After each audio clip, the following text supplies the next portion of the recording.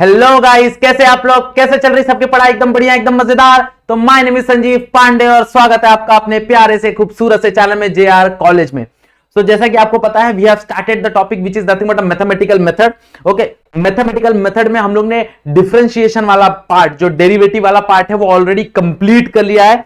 अगर अभी तक वो वीडियो नहीं देखा है तो जाओ, इसके पहले लेक्चर नंबर आई गेस 5 है, जहां पे हम लोग ने ऑलरेडी वो वीडियो अपलोड किया है। बहुत बेहतरीन वीडियो है, प्रैक्टिस करो, उसमें मैंने होमवर्क दिया है। ओके, अगर तुम लोग डिफरेंशिएशन नहीं सीखोगे, डेरिवेटिव नहीं सीखोगे, तो इंटीग्रेशन में कहीं ना कहीं तुमको थोड़ी बहुत तकलीफ होगी, याद रखना। ओके, सबसे पहले जाओ भाई, डेरिवेटिव्स के जो वीडियोस हैं वो कंप्लीट देख लो, उसके जो भी कंसेप्ट है वो कंप्लीट सीख लो, और बाद में यहां पे जंप करो। ओके, चलो, so let us talk about integration. आज हम लोग बात करने वाले हैं इंटीग्रेशन की। ओके,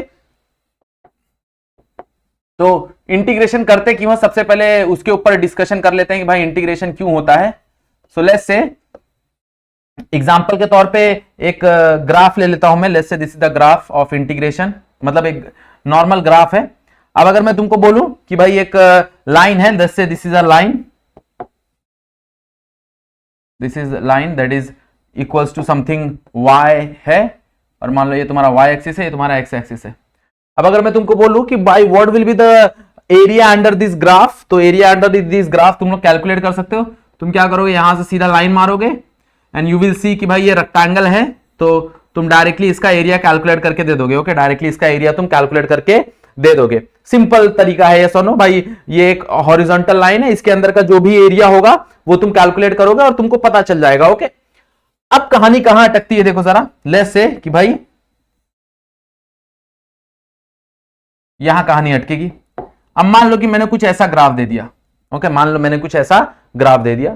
अब मैंने तुमको बोला कि भाई what will be the area under this graph. तो अगर हम तुम ध्यान से देखोगे, तुम्हारे पास कोई भी फॉर्मूला नहीं है इसके अंदर का एरिया कैलकुलेट करने के लिए। तुम्हारे पास कोई भी मेथड नहीं है इसके अंदर का एरिया कैलकुलेट करने के लिए। ओके, हाँ या ना? सो यहां पे हम क्या करते हैं, यहां पे हम इसको छोटे स्ट्रिप में बांट देते हैं, एकदम पतले पतले स्ट्रिप में इसको हम लोग कट कर देते हैं। मान लो कि ये पतला सा स्ट्रिप मैंने बनाया, बहुत पतला सा strip,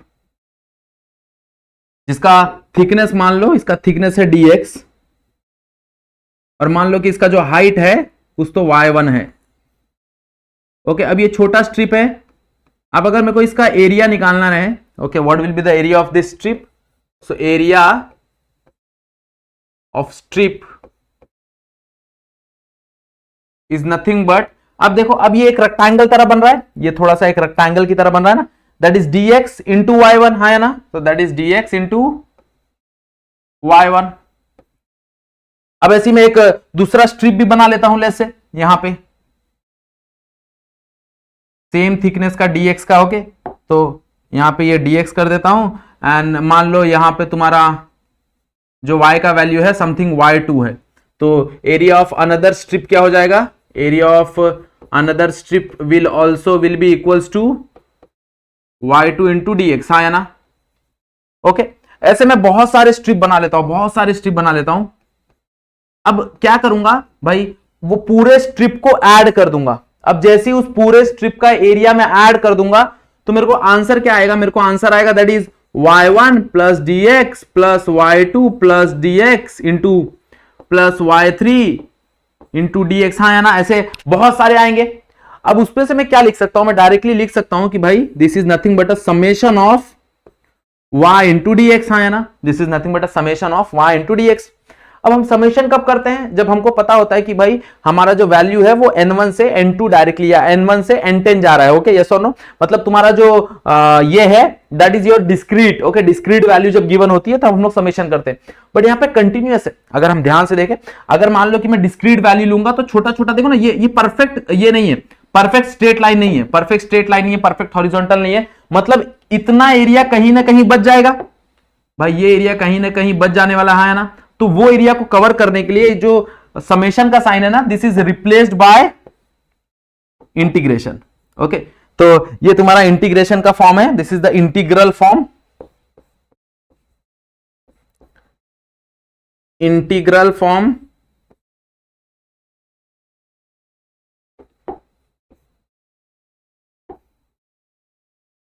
okay, So this is the integral form. Integration of y with respect to dx from x1 से x2 तक, मतलब जो तुम्हारा x है वो वेरी करेगा। मान लो कि यहां पे मेरा कुछ तो x1 का वैल्यू है और यहां पे कुछ तो x2 का वैल्यू है, तो मैं बोलूंगा कि भाई x1 से x2 तक उसका वैल्यू निकालो। ओके, तो वहां पे वो लिमिट्स दी होती है। This is called as upper limit, इसको अपर लिमिट बोलते हैं।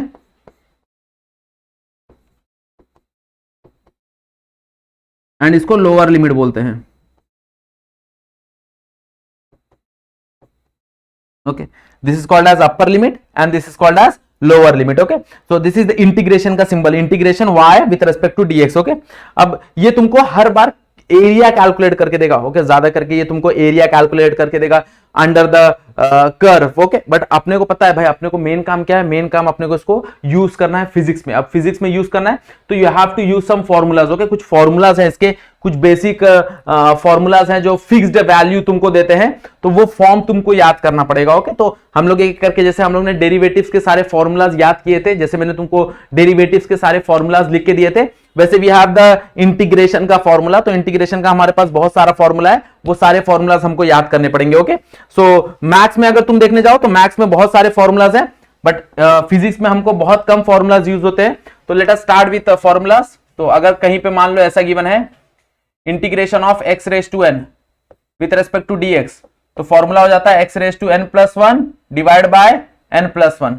ओके, अगर मैं डेरिवेटिव्स की बात करूं तो डेरिवेटिव्स में formula x raise to n का फॉर्मूला क्या होता है, x रेज टू n का फॉर्मूला होता है that is n x raise to n minus 1। Okay, that is n x raise to n minus 1। Yes और नो? वही इंटीग्रेशन में फॉर्मूला क्या होता है, that is x n plus 1 divide by n plus 1।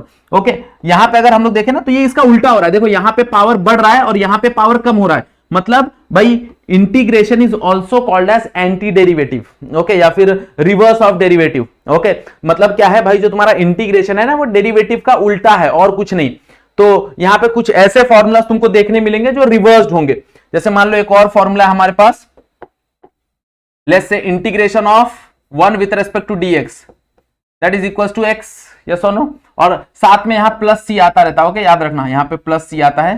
Plus C is nothing but a constant. यहां पे एक constant है, वो कांस्टेंट क्यों है वो भी मैं तुमको बताऊंगा कि यहां पे कांस्टेंट क्यों आता है, वो भी हम समझेंगे। यहां पे फॉर्मूलाज है, अगर integration of 1 with respect to dx रहा तो उसका वैल्यू आ जाएगा x प्लस सी। ओके, अब मान लो इंटीग्रेशन ऑफ 1 बाय x रहा तो 1 बाय x का वैल्यू हो जाता है that is log x plus C. Okay, और याद रखना x का value should be positive because log के अंदर नेगेटिव एग्जिस्ट नहीं करता। ओके, फिर मान लो इंटीग्रेशन ऑफ साइन x, सो इंटीग्रेशन ऑफ साइन x होता है that is minus cos x plus C. Okay, integration of cos x, देखो अब यहां पे अगर हम लोग देखने जाए व्हाट इज डेरिवेटिव, अगर हम लोग देखने जाए so d by dx of cos x क्या होता है, d by dx of cos x होता है that is minus sine x। याद है तुमको फॉर्मूला भाई, d by dx of cos x is nothing but minus sine x। तो यहां पे माइनस साइन x को अगर मैं इंटीग्रेट करूंगा तो मेरे को आंसर मिलेगा कॉस x। यस और नो? तो यहां पे साइन x का इंटीग्रेशन क्या होता है, माइनस कॉस x। क्लियर है ना? कॉस x का इंटीग्रेशन क्या होता है, that is sine x plus C. Okay, देखो अगर हम लोग याद करें तो differentiation d by dx of sine x, तो d by dx of sine x is nothing but cos x। तो कॉस को अगर मैं इंटीग्रेट करूंगा तो कॉस को इंटीग्रेशन में क्या मिलेगा, साइन मिलेगा। तो यहां पे भी वही है, कॉस का इंटीग्रेशन में क्या मिला मेरे को, साइन मिला। ओके, सो एक और फॉर्मूला है that is integration of e raise to x with respect to dx। तो integration of e raise to x with respect to dx is nothing but e raise to x plus c। मतलब यहां पे e raise to x में कोई भी changes नहीं होता है, ना ही डिफरेंशिएशन में होता था और ना ही उसके इंटीग्रेशन में होता है। यस और नो? दोनों में कोई भी चेंजेस नहीं होता है, याद रखना। Okay, so these are the basic formulas. ये कुछ बेसिक फॉर्मूलाज हैं जो तुमको काम आने वाले हैं, नोट डाउन कर लो। बाद में हम लोग इसके एग्जांपल्स देखेंगे। ओके, जैसे जैसे तुम फॉर्मूलाज पढ़ते जाओगे, जैसे जैसे तुम एग्जांपल सॉल्व करते जाओगे ना, तुमको चीजें बहुत क्लियरली समझ में आना चालू हो जाएंगी। Okay, clear? तो नोट डाउन कर लो ये फॉर्मूलाज। इसके अलावा भी बहुत फॉर्मूलाज है, बट फिजिक्स में हमको वो फॉर्मूलाज काम नहीं है। हाँ, मैथ्स में हमको वो फॉर्मूलाज काम आते हैं। तो मैथ्स में स्पेशली तुम्हारे लिए चैप्टर है इंटीग्रेशन का, तो वहां पे तुम पढ़ोगे। ओके, बट फिजिक्स में उतना ज्यादा काम नहीं है, तो फिजिक्स में हम उतना फॉर्मूलाज पे ध्यान नहीं देंगे। हमको जो फॉर्मूलाज रिक्वायर है, जैसे ये वाला हो गया, ये वाला हो गया, ये वाला हो गया, ये हो गया, ये हो गया, ये हो गया, ये फॉर्मूलाज हमको ज्यादा रिक्वायर पड़ते हैं, तो हम इसके ऊपर ज्यादा डिस्कशन करते हैं। ओके, चलो सो फॉर्मूला नोट डाउन कर लो, नोट डाउन करके इसको अच्छे से याद कर लो कि भाई कैसे कैसे क्या क्या होता है। अब हम एग्जांपल अगर इसके ऊपर देखेंगे तो तुमको ज्यादा अच्छे से समझ में आएगा। तो let us start with example. तो सबसे पहले हम लोग एग्जांपल देखते हैं। लेट्स से हमको गिवन है y is equals to x raise to 3 plus x raise to 4, ऐसा कुछ तो गिवन है। मेरे को बोला है इसको इंटीग्रेट करना है। ओके, सो इंटीग्रेट करना है तो क्या मिलेगा देखो जरा। सो integration of y with respect to dx is equals to integration of x raised to cube plus x raised to 4 with respect to dx। मतलब यहां पे क्या किया हम लोग ने भाई, ये जो y है इस y के जगह आ गया x cube plus x raised to 4, है ना। तो यहां पे क्या आ जाएगा, integration of x cube dx plus integration of x raised to 4 dx बराबर integration of x cube dx plus integration of x raise to 4 dx। अब इंटीग्रेशन क्या होता है, जैसे डेरिवेटिव्स अंदर मल्टीप्लाई हो जाते हैं वैसे इंटीग्रेशन भी अंदर क्या हो जाते हैं, मल्टीप्लाई हो जाते हैं। ओके, अब देखो यहां पे अगर हम लोग देखने जाए तो यहां पे तुमको कहानी क्या मिलेगी, तो इंटीग्रेशन का फॉर्मूला याद करो, that is if x raise to n is there, तो उसका फॉर्मूला क्या हो जाएगा, that is x n plus 1 divide by n plus 1। तो यहां पे क्या ही हो जाएगा, दैट इज n क्यूब है ना, तो that is x 3 plus 1 divide by 3 plus 1 plus यहां पे अगर हम लोग देखने जाए तो क्या हो जाएगा, तो that is x raise to 4 plus 1 divide by 4 plus 1 plus c। Okay, plus c क्यों करते हैं हम लोग देखेंगे, थोड़ी देर पहले देखेंगे, थोड़ी देर में देखेंगे। ओके, रुक जाओ। अभी यहां पे क्या हो जाएगा देखो जरा, that is x raise to 4 divide by 4 plus x raise to 5 divide by 5 plus c। तो that is integration of y with respect to dx, this is the value। okay, अब ये जो हम पढ़ रहे हैं ना, that is called as indefinite integration। okay, indefinite integration मतलब क्या कि भाई यहां पे तुमको लिमिट्स प्रोवाइड नहीं थे, मतलब ये इंटीग्रेशन कहां से कहां तक वेरी कर रहा है हमको नहीं पता। ओके, ये x1 से x2 तक कहां से कहां जा रहा है हमको नहीं पता। ओके, मतलब ये एक जनरल फॉर्म है इसका, एक जनरल डेरिवेशन, जनरल इंटीग्रेशन है। This is called as indefinite integration. Indefinite मतलब जहां पे तुमको इसके लिमिट्स डिफाइन नहीं है। ओके, तुमको इसके लिमिट्स नहीं पता कि भाई इसके अपर लिमिट क्या होते हैं, इसके लोअर लिमिट क्या होते हैं, ये तुमको नहीं पता। ओके, अब ऐसी ही एक और फॉर्म आता है, that is called as definite integral, जहां पे तुमको क्या होता है, अपर लिमिट और लोअर लिमिट उसका दिया होता है। Okay, so what is definite integral, वहां पे हम लोग डिस्कशन करेंगे। अब उससे पहले यहां पे ये चीज देख लो कि बेसिकली ये जो C है ये क्यों आता है, what is the reason behind this, कि यहां पे C आने का कारण क्या है। ओके, चलो मान लो कि मैं तुमको एक इक्वेशन देता हूं, let's say y is equals to x raise to 3 plus x raise to square, okay, plus 5। Okay, अब मैं पूछता हूं कि इसको डिफरेंशिएट करो, तुम लोग क्या करो, इसको डिफरेंशिएट करो। अब अगर तुम इसको डिफरेंशिएट करोगे तो तुमको क्या मिलेगा, तुमको मिलेगा dy बाय dx। डिफरेंशिएट कर रहे हैं हम लोग, याद रखना, इंटीग्रेट नहीं कर रहे हैं हम लोग, इसको डिफरेंशिएट कर रहे हैं। तो अगर हम लोग डिफरेंशिएट करेंगे तो क्या मिलेगा, dy by dx is equals to differentiation क्या ही हो जाएगा, that is 3x square plus 2x, है ना।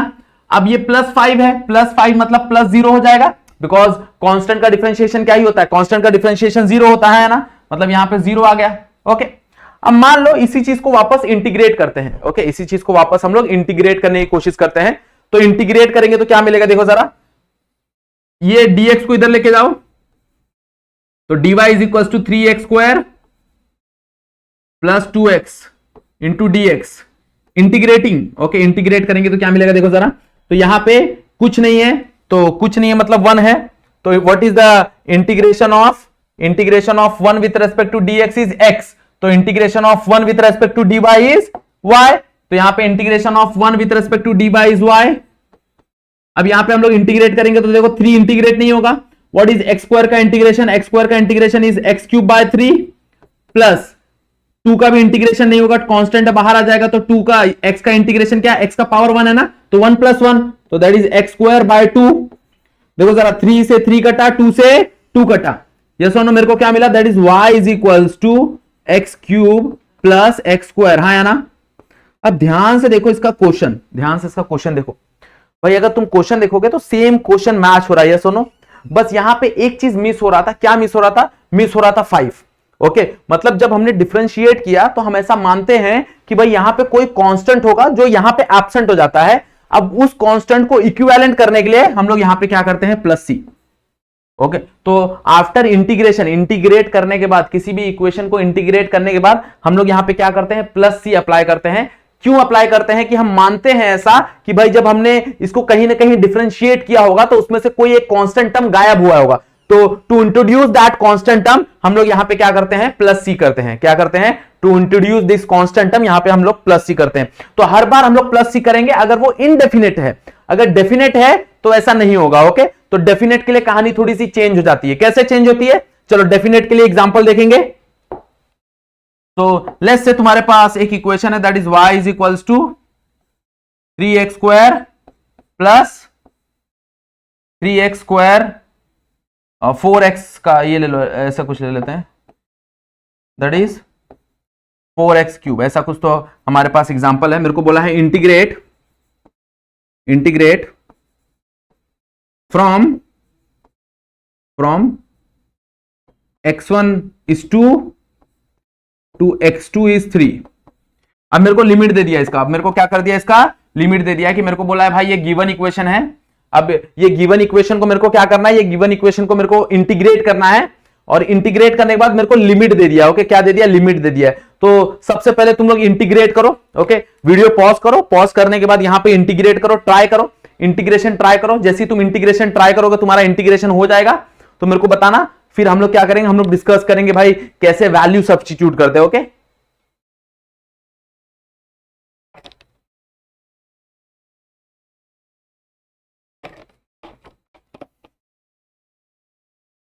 हो गया, इंटीग्रेशन का वैल्यू आ गया सबको। चलो बहुत बढ़िया, यहां पे देखो, तो यहां पे देख लो, तो integrating y with respect to dx will be integration of y। What is y? That is 3x square plus 4x cube into dx। हाँ है ना? तो हर बार हम लोग अलग अलग इंटीग्रेशन नहीं करेंगे, हमको अब इंटीग्रेशन करने आ गया तो हम डायरेक्टली इंटीग्रेशन करेंगे। यहां पे बस ध्यान दो, यहां पे तुमको लिमिट दिया है कि भाई तुम्हारा जो वैल्यू है x1 उसका 2 है एंड x2 का जो वैल्यू है दैट इज 3। हाँ है ना? तो अब मेरे को वैल्यू दे दिया है, तो अब थोड़ा ध्यान से हम लोग को इंटीग्रेट करना पड़ेगा, बिकॉज दिस इज, ये तुम्हारी जो कहानी है ना, ये डेफिनेट की कहानी है। तो डेफिनेट के लिए क्या हो जाएगा, देखो जरा, तो यहां पे अगर हम लोग देखने जाएं तो 3x cube divide by cube. हाँ है ना? बराबर, एक्स स्क्वायर का इंटीग्रेशन क्या ही होगा, एक्स स्क्वायर का इंटीग्रेशन होता है that is x raise to n plus 1 divide by n plus 1। तो x2 है तो प्लस 1, तो x2 plus 1 3 divide by 2 plus 1 that is 3। Plus यहां पे अगर हम लोग देखें तो 4x 3 है तो 3 का प्लस 1 करोगे तो 4 डिवाइड बाय 4। हाँ है ना? तो ये 4 और ये 3 कैंसल। अब मेरे को क्या मिलेगा, मेरे को मिलेगा that is x cube plus x raise to 4, और कहां से कहां तक वेरी हो रहा है ये देखो जरा, this is very from x1 which is equals to 2 and इसका जो अपर लिमिट है x2 दैट इज गिवन 3। हाँ है ना? तो अब इसके अंदर मेरे को वैल्यू पुट करना पड़ेगा। अब वैल्यू कैसे पुट करते हैं, वैल्यू ऑलवेज पुट करते हैं हम लोग upper limit minus lower limit. मतलब एक बार इसी x के जगह हम लोग अपर लिमिट पुट करेंगे और एक बार इसी x के जगह हम लोग लोअर लिमिट पुट करेंगे। ओके, तो मेरे को क्या मिलेगा देखो जरा, तो सबसे पहले ये x के जगह अपर लिमिट पुट करो दैट इज 3 का क्यूब माइनस, अब क्या करना है, माइनस करना है। अब इसी x के जगह तुमको लोअर लिमिट पुट करना है, तो दैट इज 2 का क्यूब। हाँ है ना? तो ये तुमको वैल्यू आ गया बराबर। ओके, अब बीच में क्या है, प्लस। अब वापस यही x के जगह एक बार अपर लिमिट पुट करो, तो एक बार अपर लिमिट पुट करोगे तो क्या होगा, दैट इज 3, तो 3 रेज टू 4 माइनस एक बार लोअर लिमिट पुट करो, तो लोअर लिमिट क्या है 2, तो 2 का रेज टू 4। अब बेसिक मैथमेटिक्स है, इसको सॉल्व कर लो भाई। 3 का अगर क्यूब करने जाते हो तो 3 का क्यूब तुम्हारा क्या हो जाता है, दैट इज 27 माइनस 2 का क्यूब करने जाते हो तो दैट इज 8। है ना? प्लस यहां पे 3 रेज टू 4 देखने जाते हो तो 3 रेज टू 4 कितना हो जाता है, मेरे ख्याल से 81 माइनस 2 रेज टू 4 देखने जाते हो तो दैट इज 16। तो देख लो, अब प्लस माइनस करो, प्लस माइनस करके आंसर देखो क्या आएगा, और आंसर आते ही मेरे को कमेंट करके बताना। ओके, ये आंसर आते ही तुमको क्या करना है, कमेंट करके बताना है कि भाई इसका आंसर क्या आया। ओके, प्लस माइनस करना और कुछ नहीं करना है, तुमको जस्ट प्लस माइनस करना है। तो प्लस माइनस करो, जो भी आंसर आता है वो आंसर कमेंट करके बता दो। तो यहां पे अगर हम लोग देखने जाए तो कोई भी कांस्टेंट वैल्यू नहीं आ रहा है, यहां पे एक एग्जैक्ट वैल्यू आ रहा है ना।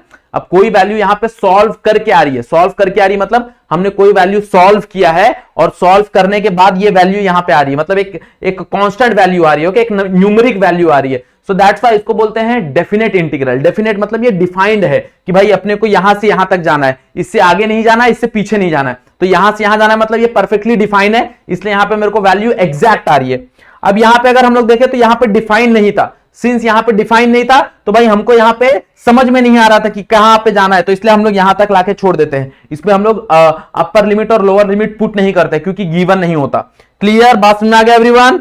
ओके, समझ में आ गया। चलो एक और एग्जांपल करेंगे, तो एक और एग्जांपल करेंगे तो तुमको समझ में आ जाएगा और अच्छे से। तो let's say y is equals to given है, मान लो x square plus sine x,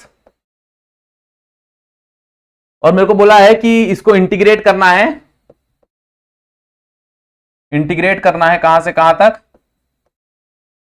integrating the above equation from, okay, integrating the above equation from 0 to pi, 0 to pi, मतलब तुम्हारा लोअर लिमिट है वो 0 है, मतलब x1 का वैल्यू 0 है और x2 का वैल्यू क्या है, पाई है। तो चलो इसको इंटीग्रेट करते हैं, देखो क्या मिलेगा, that is integration of y with respect to dx is equals to integration of y की जगह क्या आ जाएगा, y की जगह आ जाएगा that is x square plus sine x into dx, है ना, कहां से कहां तक, दैट इज 0 से पाई तक। तो 0 से 0 will be the lower limit and pi will be the upper limit. तो अभी इंटीग्रेट करते हैं, इसको इंटीग्रेट करने के लिए देखो इसका वैल्यू क्या हो जाएगा भाई, एक्स स्क्वायर का वैल्यू क्या होता है, that is x cube by 3, है ना, हम लोग डायरेक्टली लिख सकते हैं। अब तुमको बार बार वो 2 + 1 बताने की जरूरत नहीं है, तुम डायरेक्टली समझ जाओगे, डायरेक्टली तुम लिख सकते हो भाई एक्स स्क्वायर क्या हो जाएगा, एक्स स्क्वायर हो जाएगा x cube by 3 plus, okay. अब देखो साइन एक्स का तुम अगर डिफरेंशिएशन देखोगे तो साइन एक्स का डिफरेंशिएशन का फॉर्मूला देख लो क्या होता है भाई, साइन एक्स होता है माइनस कॉस एक्स, तो यहां पे क्या हो जाएगा, यहां पे हो जाएगा माइनस कॉस एक्स, तो यहां पे आ जाएगा माइनस कॉस एक्स, कहां से कहां तक भाई, ये जो वैल्यू आएगा ये कहां से कहां तक आएगा, ये आएगा 0 से पाई तक, क्योंकि हमको लिमिट दे दिया है ना, तो 0 से पाई तक आएगा। तो अब हम लोग क्या करेंगे, इस लिमिट को पुट करेंगे। तो लिमिट को कैसे पुट करते हैं भाई, पहले अपर लिमिट फिर माइनस लोअर लिमिट, ओके। तो अपर लिमिट क्या है देखो जरा, पाई, तो x की जगह पाई पुट करते हैं, तो x की जगह पाई पुट करेंगे तो क्या हो जाएगा देखो जरा, पाई क्यूब बाय 3 माइनस, अब लोअर लिमिट पुट करो, तो लोअर लिमिट पुट करेंगे तो क्या हो जाएगा, दैट इज 0, तो 0 क्यूब बाय 3, हाँ है ना, ये हम लोग ने पुट कर दिया अपर लिमिट लोअर लिमिट। अब माइनस माइनस, अब कॉस की जगह भी सेम चीज होगा, तो कॉस की जगह कॉस एक्स है तो एक्स की जगह एक बार पाई पुट होगा, तो that is cos pi minus, अब क्या पुट होगा, यही एक्स की जगह 0 पुट होगा, यही एक्स की जगह क्या पुट होगा, 0 पुट होगा, तो दैट इज कॉस 0, है ना, ओके। अब क्या मिलेगा देखो जरा, सो सिंपली इसको ऐसे रखते हैं, दैट इज पाई क्यूब, इसको सिंपली ऐसे रखते हैं, that is pi cube divide by 3, ये तो 0 हो जाएगा, यस और नो, माइनस यहां पे देखो क्या हो जाएगा, कॉस पाई, अगर तुमको कॉस पाई का वैल्यू पता है तो कॉस पाई का वैल्यू होता है -1 minus what is cos 0, cos 0 का वैल्यू होता है 1, तो यहां पे आ जाएगा 1, -1 -2 एंड -2 और ये माइनस प्लस हो जाएगा, तो that will be pi raise to 3 divide by 3 plus 2, this is the answer, okay. ये तुम्हारा आंसर है। अब अगर तुमको आगे सॉल्व करना है तो तुम पाई का क्यूब निकाल लो, पाई का क्यूब निकाल के 3 से डिवाइड कर दो, +2 कर दो, ओके, तुमको आंसर मिल जाएगा, ओके। अगर तुमको सॉल्व करना है, बट यहां तक भी छोड़ दोगे तो भी सही है, कोई प्रॉब्लम नहीं है, ओके। पाई का cube divide by 3 +2, okay. Clear, समझ में आया कैसे इंटीग्रेट करते हैं एवरीवन? पक्का इंटीग्रेशन, देखो जितना ज्यादा तुम क्वेश्चन प्रैक्टिस करोगे, जितना ज्यादा हमारे टेक्स्ट बुक में क्वेश्चंस हैं तो वहां से क्वेश्चंस उठाओ, प्रैक्टिस करो, जितना ज्यादा तुम क्वेश्चंस प्रैक्टिस करोगे उतना ज्यादा तुम्हारा कंसेप्ट क्लियर होगा। अब ये चीज ध्यान में रखना, ओके, प्रैक्टिस करना जरूरी है। तो मैं कुछ क्वेश्चंस दे देता हूं होमवर्क जो तुमको प्रैक्टिस के समय काम आएगा, तो नोट डाउन कर लो।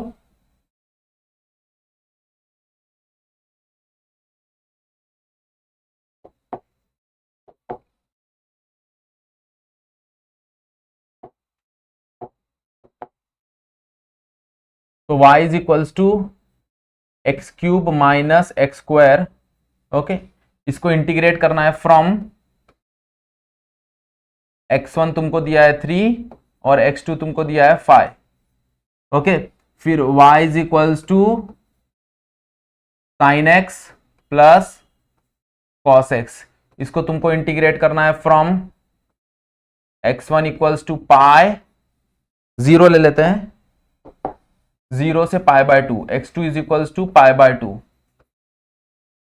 ओके। तो x2 is equals to pi by 2। मान लो एक और इक्वेशन ले लो, that is y is equals to 3x, यहां पे मान लेते हैं 5 माइनस x, ओके। सो इसको डायरेक्टली इंटीग्रेट कर दो, इसमें कोई वैल्यू नहीं है, और y is equals to 1 by x plus x का स्क्वायर, ओके। तो इसको भी डायरेक्टली इंटीग्रेट कर दो, ये इंडेफिनेट है, ये इंडेफिनेट है, ये डेफिनेट है, ये डेफिनेट है, इन दोनों में लिमिट दिया हुआ है तो तुम लोग प्रैक्टिस कर सकते हो। इन दोनों में लिमिट नहीं दिया हुआ तो यहां पे लास्ट में प्लस सी कर देना, clear. So try to solve this 4 assignment, ये 4 होमवर्क सॉल्व करने की कोशिश करो। अगर सॉल्व हो गया, आंसर आ गया, तो मेरे को कमेंट सेक्शन में जरूर बताओ कि भाई कमेंट सेक्शन में ये आंसर आया सर, ये आपको बताना है, ओके। सो ये चारों सॉल्व करके तुमको कमेंट सेक्शन में जाके मेरे को आंसर बताना है, याद रखना। अगर नहीं आया तो डाउट पूछ लो, कोई प्रॉब्लम नहीं है। इंस्टाग्राम का आईडी दिया हुआ है मैंने, वहां पे भी तुम जाके डीएम कर सकते हो, कोई इशू नहीं है, क्लियर। बात समझ में आ गई एवरीवन, ओके। सो अगर वीडियो यहां तक देख लिया है तो भाई क्या करना है, वीडियो को लाइक करना है, चैनल पे फर्स्ट टाइम आए हो तो चैनल को सब्सक्राइब कर लो, और ऑब्वियसली बेल आइकन है ना, वो प्रेस कर दो, वो ऑल पे सेट कर दो, क्योंकि भाई जब भी वीडियो अपलोड होगा तो तुमको नोटिफिकेशन पहुंच जाएगा, इससे तुम्हारा वीडियो मिस नहीं होगा, ओके। तो ये बहुत इंपॉर्टेंट चीज है, ओके। बात समझ में आ गई एवरीवन, पक्का। So here we have completed your chapter which is nothing but a mathematical method, okay. बहुत सारे क्वेश्चन हम लोग ने सॉल्व कर लिए हैं, एक्सरसाइज के भी सॉल्व कर लिए हैं, बट फिर भी मैं एक्सरसाइज तुमको सॉल्व करा दूंगा, जो भी न्यूमेरिकल पार्ट है उसमें से जो भी पॉसिबल क्वेश्चंस होंगे वो हम लोग डेफिनेटली सॉल्व कर लेंगे, ओके। तो नेक्स्ट लेक्चर में हम लोग स्टार्ट करेंगे तुम्हारा एक्सरसाइज। चलो, सो आज का वीडियो यहीं पे एंड करते हैं, आज के लिए बस इतना ही, that's it for today, thank you so much.